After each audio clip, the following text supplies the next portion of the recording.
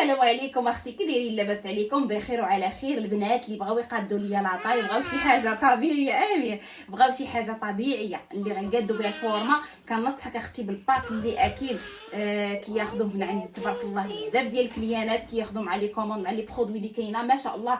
الباك فيه البروتين البنات، وفيه الكريم ديال لاطاي، وفيها البنات الفانيل. هذا اختي كنسميه باك سحري، باك الذهبي عند بيوتي شيميكس، عير ب 550 درهم ما شاء الله. تقدري انك تهني من النحافه يعني دائما، ماشي خلهم ولا غادي تاخدي تغلاضي وتحبسي تفشي، لا كيفيك في الوزن لانه كيغلظك على الصح وفي نفس الوقت مثبتات ديال الوزن. المهم اللي بغات حاجه وحده، البروتين بوحدو كيدير 5000، الفانيل بوحدو كيدير 5000 على حسب كل وحده زعما والاستطاعه ديالها. المهم ما شاء الله ستوك اللي كيتحط كيطيروا به، لان المنتوج فريمون كيغلظ البنات، شي حاجه خطيره. الناس اللي باغيين يديروا لاطاي وبغاو شي حاجه طبيعيه، وحنا خلاهم ولا ماشي كنبيع لكم الوهم، ولكن دابا بعض الناس اللي كيبغيو يبداو خلاهم ولا المسمومات والمحسادين كيبداو يقول لك كتبيعوا الناس الوهم. علاش اختي كنبيع الناس الوهم؟ راه المنتوج خلاهم ماليها راه باين شاكر راسو براسو. انا من الناس اللي كنت كنعاني من النحافه ومبونزوي، وراني حاطه لكم فيديو دالي عن ذلك، خلاهم ماليها دالي راه دالي قدامكم، حاطه لكم فيديو كيفاش كنت ضعيفه قبل وعلى انا باش غلاضيت، باش مثلا اصبحت غليظه ولا حتى انا استخدمت منتوجاتي وغلاضيت بها الحمد لله.